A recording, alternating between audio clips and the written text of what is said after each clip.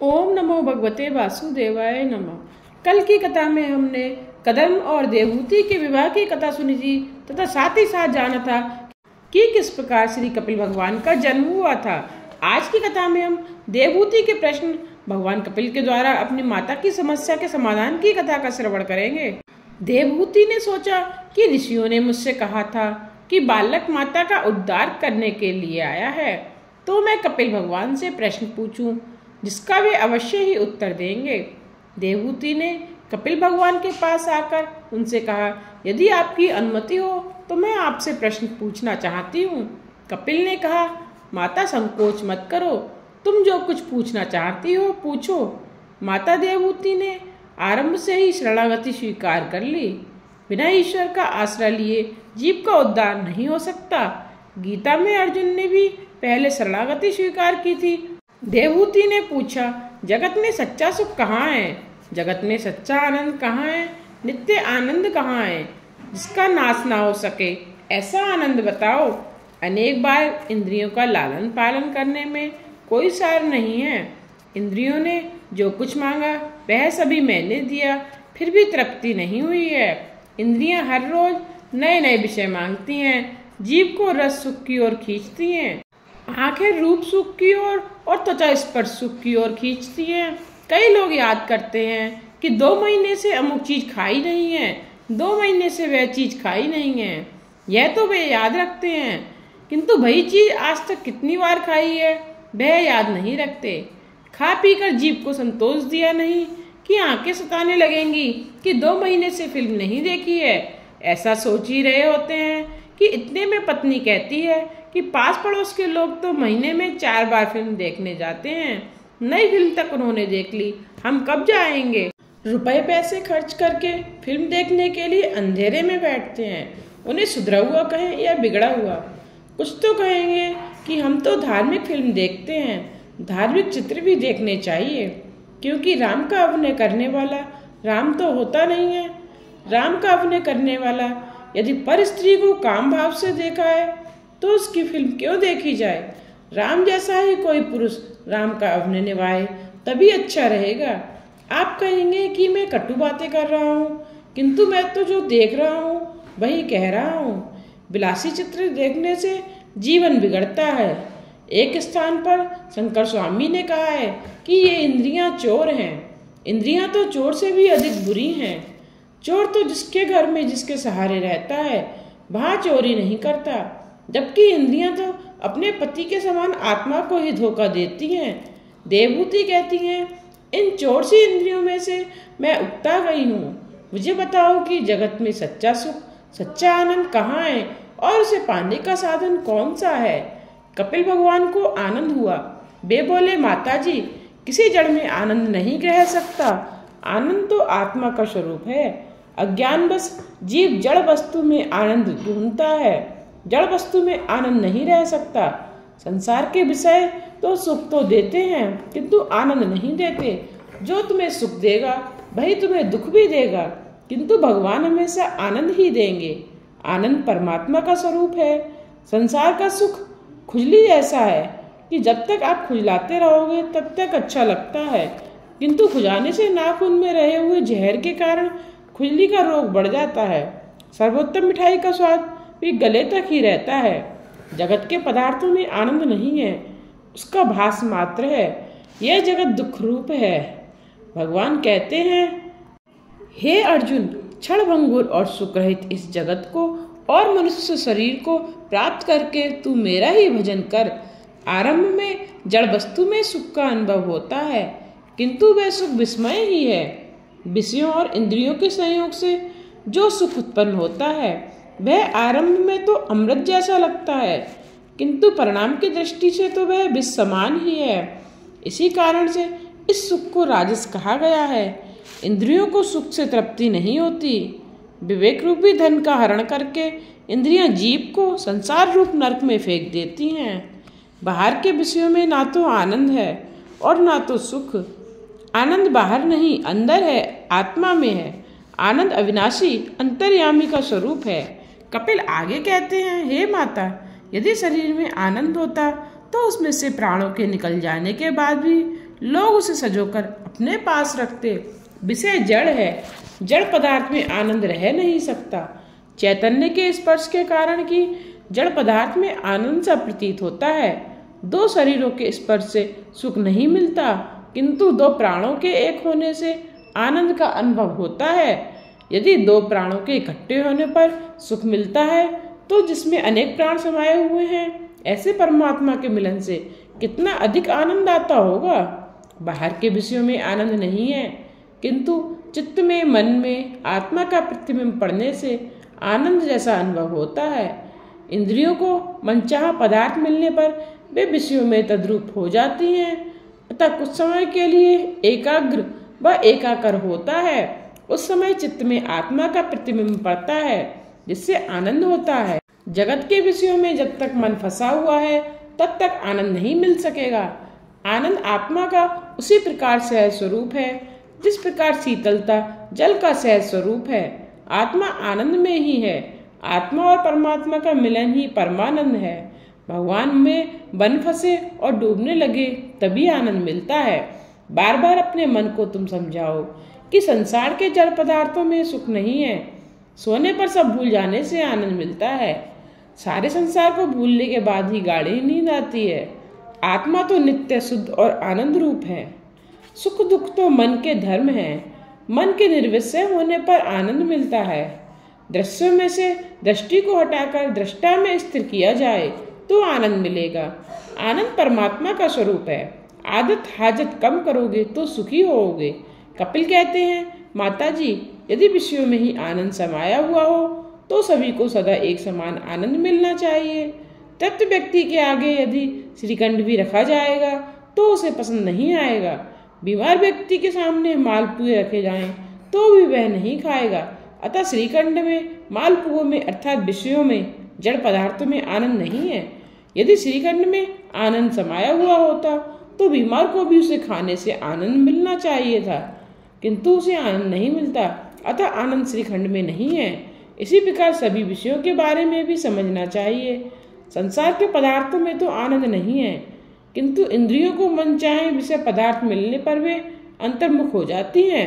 अंतर्मुख हुए मन में ईश्वर का प्रतिबिंब पड़ता है, अतः आनंद होता है। मन के अंदर आने पर सुख मिलता है और बाहर जाने पर सुख उड़ जाता है। कल्पना करो कि एक सेठ श्रीखंड पूड़ी का भोजन कर रहा है। इतने में कहीं से तार आता है कि उसका कारोबार डूब गया, तो वही श्रीखंड उसे जहर जैसा लगेगा और खाने का दिल भी नहीं होगा। संसार के जड़ पदार्थों में आनंद नहीं है। जब जब आनंद मिलता है, चेतन परमात्मा के संबंध के कारण ही मिलता है। परमात्मा के साथ संबंध होने पर ही आनंद मिलेगा। जीव कपटी है, परमात्मा भोले है। जीव उपेक्षा करेगा तो भी परमात्मा उसके अपराध को क्षमा कर देंगे। आनंद नारायण का स्वरूप ही है।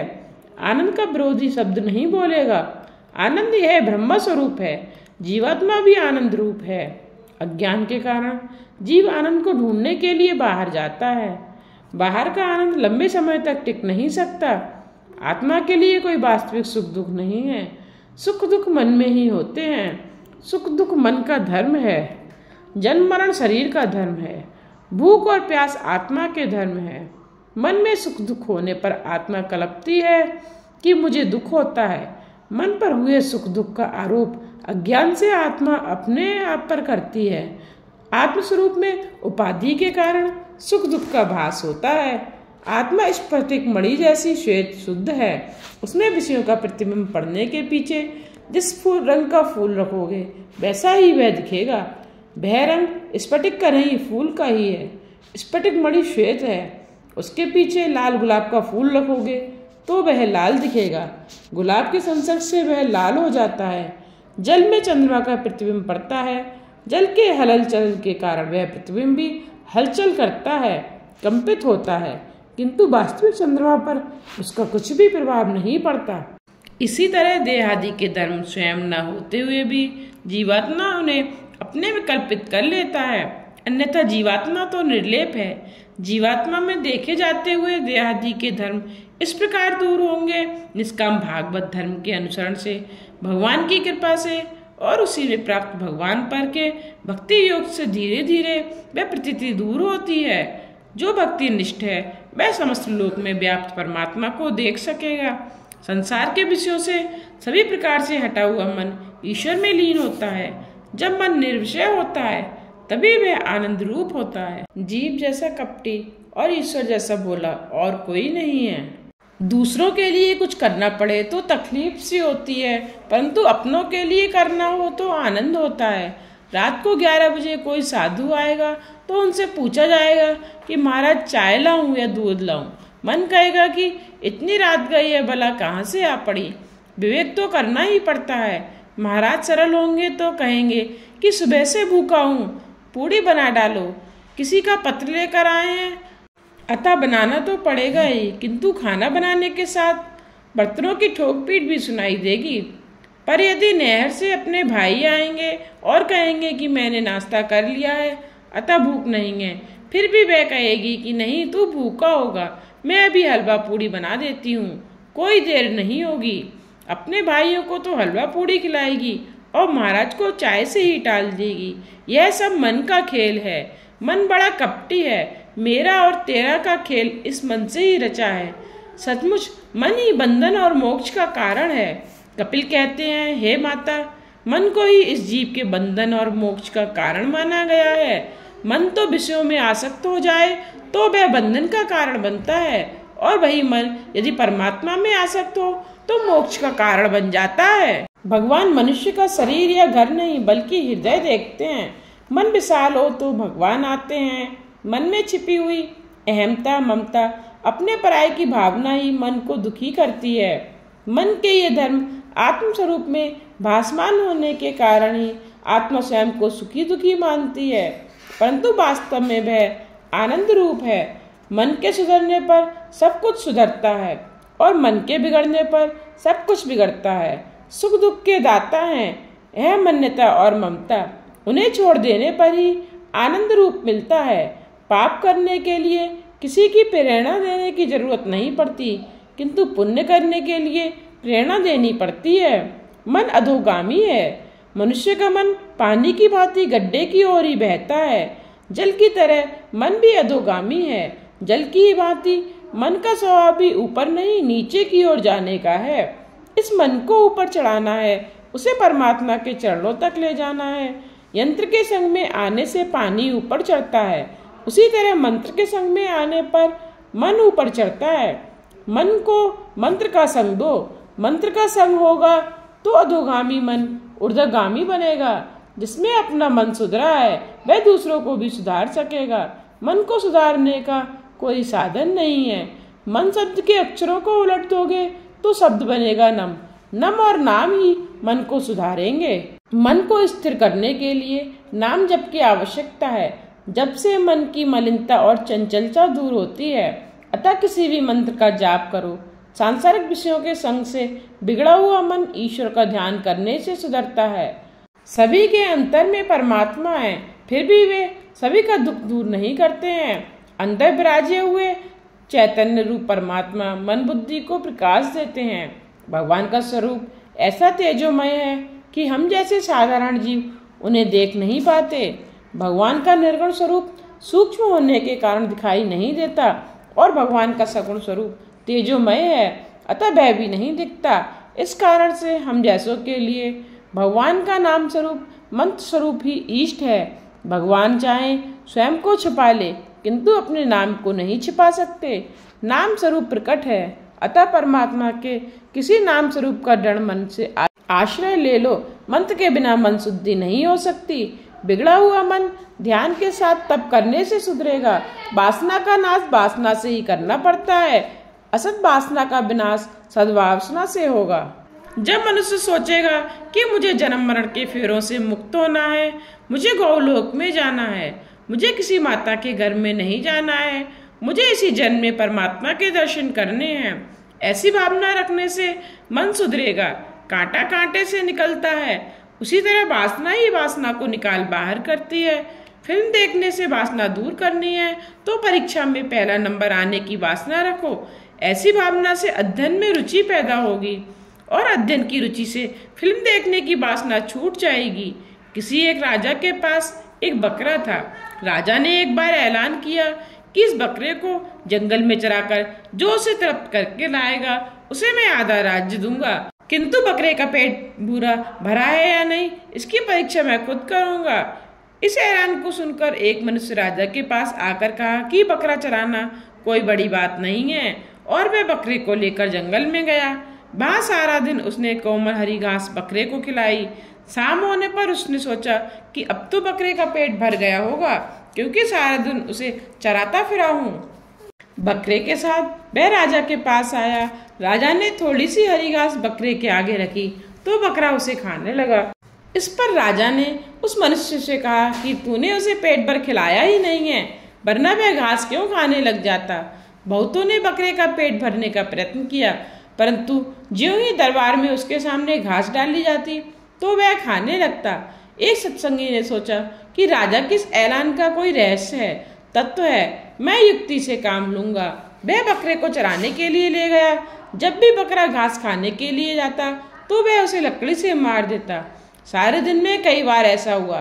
अंत में बकरे ने सोचा यदि मैं घास खाने का प्रयत्न करूंगा तो मार खानी पड़ेगी। शाम को वह सत्संगी बकरे को लेकर राज दरबार में लौटा। बकरे को घास बिल्कुल खिलाई नहीं थी, फिर भी उसने राजा से कहा मैंने इसे भरपेट खिलाया है, अतः यह अब बिल्कुल घास नहीं खाएगा, कर लीजिए आप इसकी परीक्षा। राजा ने घास डाली, लेकिन उस बकरे ने खाया तो क्या, उसे देखा और सूंघा तक नहीं। बकरे के मन में यह बात बैठ गई थी कि घास खाऊंगा तो मार पड़ेगी, अतः उसने घास नहीं खाई। ये बकरा हमारा मन ही है। बकरे को घास चराने ले जाने वाला जीवात्मा है, राजा परमात्मा है। मन को मारो, मन पर अंकुश रखो, मन सुधरेगा तो जीवन सुधरेगा। मन को विवेक रूपी लकड़ी से रोज पीटो। भोग से जीव तृप्त नहीं हो सकता, त्याग में ही तृप्ति समाई हुई है। मन अहंता और ममता से भरा हुआ है। मन जब कुछ मांगे तब उसे विवेक रूपी लकड़ी से मारोगे तो वह बस में हो जाएगा। रामदास स्वामी ने मन को बोध दिया है। दृढ़ वैराग्य, तीव्र भक्ति और यम नियम आदि के अभ्यास से चित्त बस में होता है और स्थिर होता है। अंत में धीरे धीरे प्रकृति भी अदृश्य होती जाती है। संसार पर वैराग्य लाने का एक ही उपाय है। इस जगत में सुखी होने के दो ही मार्ग हैं, एक ज्ञान मार्ग और दूसरा भक्ति मार्ग। ज्ञान मार्ग कहता है कि सब कुछ छोड़कर परमात्मा के पीछे पड़ो। बिना वैराग्य के ज्ञान नहीं मिलता। ज्ञान मार्ग में वैराग्य मुख्य है, इसमें सब कुछ छोड़ देना पड़ता है। ज्ञानी सब कुछ छोड़कर एक भगवान को ही पकड़े रहता है। इस मार्ग में त्याग मुख्य है। इस मार्ग के आचार्य शिव जी हैं। सर्वस्व का त्याग करना बड़ा कठिन काम है। भक्ति मार्ग कहता है कि सर्वस्व का त्याग कठिन है, इसकी अपेक्षा तो बेहतर है कि सभी कुछ ईश्वर है, ऐसा मानकर सभी से विवेक पूर्वक प्रेम करो। इस मार्ग में भागवत स्वभाव रखकर समर्पण करना है। भक्ति मार्ग में कुछ भी छोड़ने की बात नहीं है। वैष्णव कहेगा कि केले की छाल में ही भी भगवान है, मैं इसे गाय को खिलाऊंगा। भक्ति मार्ग में समर्पण मुख्य है। यह मार्ग के आचार्य श्री कृष्ण हैं। भगवान श्री कृष्ण हर किसी पर प्रेम रखते हैं। इस मार्ग में हर किसी के साथ प्रेम करना होता है। भगवान जैसे प्रेमी ना हो तो कोई हुआ है और ना ही कोई हो। एक बार भृगु ऋषि बैकुंठ में गए। भगवान सो रहे थे। लक्ष्मी जी चरण सेवा कर रही थी। भृगु को लगा कि यह तो कोई विलासी लगता है, उसे बड़ा देव कौन कहे। ऋषि तो परीक्षा करने ही आए थे, अतः उन्होंने सोए हुए भगवान की छाती पर लात मार दी। भृगु ऋषि ने लात मारी, किंतु उस लात मारने वाले से भी मेरा कन्हैया तो प्रेम ही करता है। भगवान ने ऋषि से कहा, मेरी छाती बड़ी कठोर है और आपके चरण कोमल हैं, शायद आपके चरणों में चोट आई होगी। और इतना कहकर भगवान ऋषि के चरण दबाने लगे। है कोई जगत में ऐसा प्रेम करने वाला दूसरा? विष देने वाले से भी कन्हैया प्यार करता है। लक्ष्मी जी को बुरा लगा। वे बोली, ऐसी भी कहीं परीक्षा हो सकती है? परीक्षा करने का यह ढंग अच्छा नहीं है। मैं ब्राह्मणों के घर नहीं जाऊंगी।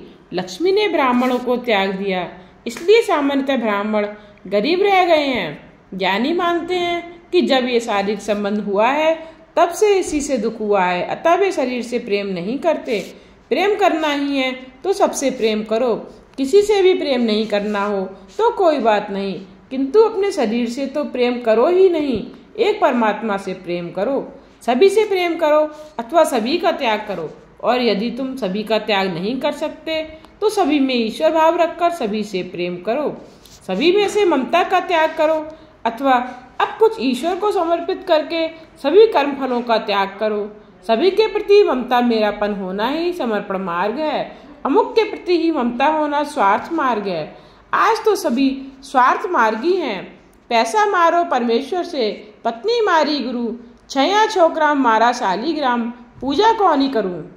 अर्थात धन संपत्ति मेरे परमेश्वर हैं, मेरी पत्नी ही मेरी गुरु है और मेरी संतान मेरे शालीग्राम है। अब मैं पूजा करूं भी तो किसकी? जो संसार में से जागृत नहीं होता वह कभी कन्हैया को पा ही नहीं सकता। कंस काम और अभिमान है, वह सभी को कारागृह में रखता है। जागृत कौन है? जो मन से विषय सुख का त्याग करके भगवान के नाम का जाप करे। वही जगत में कौन जागृत हुआ है? तुलसीदास जी कहते हैं, जानिए तवहीं जीव जग जागा, जब सब विषय विलास विरागा।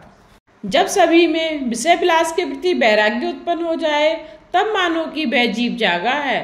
कपिल कहते हैं, माता जी यह मन अनादिकाल से संसार में भटकता आया है। सत्संग से मन सुधरता है, वासना का त्याग करने से मन सुधरता है। विवेक को पुरुष संग अथवा आसक्ति को आत्मा का बंधन मानते हैं, किंतु संत महात्माओं के प्रति जब आसक्ति या संग हो जाए तब मोक्ष के द्वार खुल जाते हैं।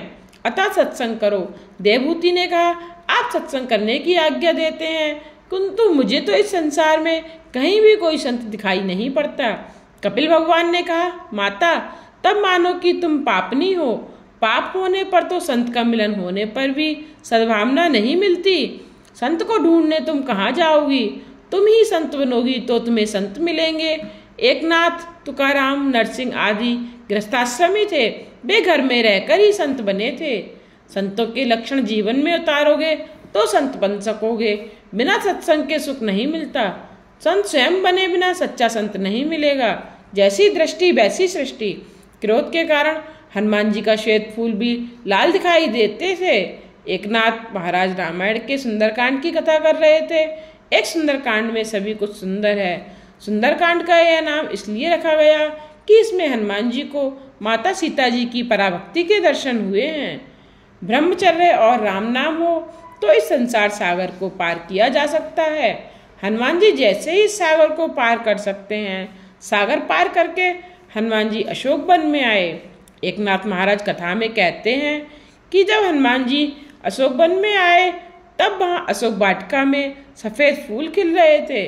जहाँ सीता जी वहाँ अशोक वचन, जहाँ भक्ति वहाँ अशोक। हनुमान जी वहाँ कथा सुनने के लिए आए थे। उन्होंने प्रकट होकर विरोध करते हुए कहा कि महाराज आप गलत कह रहे हैं।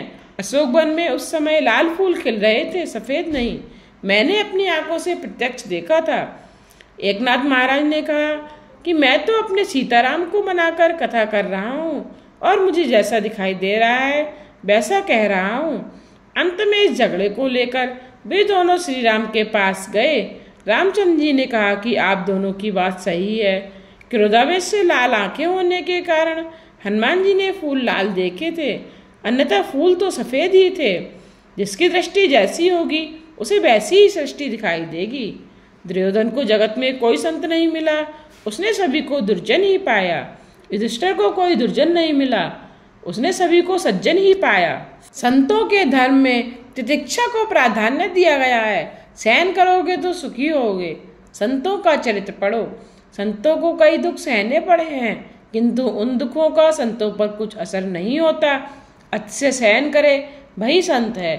एकनाथ महाराज पैठण में रहते हैं। गोदावरी नदी की ओर जाने वाले मार्ग पर एक पठान रहता था।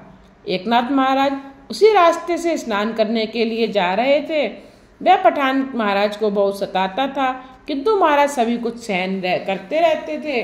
एक दिन उस पठान ने सोचा कि ये ब्राह्मण क्रोधित नहीं होता है तो आज मैं उसे क्रोधित करके ही रहूंगा। महाराज स्नान करके वापस आ रहे थे तो उस पठान ने महाराज पर थूका। महाराज दूसरी बार स्नान करने गए, फिर उस पठान ने महाराज पर थूका। कई बार ऐसा होता रहा, किंतु महाराज क्रोधित न हुए। गोदावरी से कहने लगे कि तेरी कृपा है कि तू मुझे स्नान करने के लिए बार बार बुला रही है। वह पठान चाहे दुर्जनता करता रहे, मैं अपनी सज्जनता नहीं छोड़ना चाहता। पठान ने 108 बार महाराज पर थूका और उतनी ही बार महाराज ने गोदावरी में स्नान किया। अंत में वह पठान लज्जित हुआ। उसने महाराज के पांव छुए और क्षमा मांगी। उसने कहा, महाराज आप संत हैं, ईश्वर हैं, मैं आपको पहचान न सका।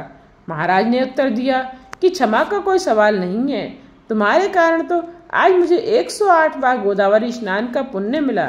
शांति उसी की बनी रहती है जो अंदर से ईश्वर के साथ संबद्ध रहे।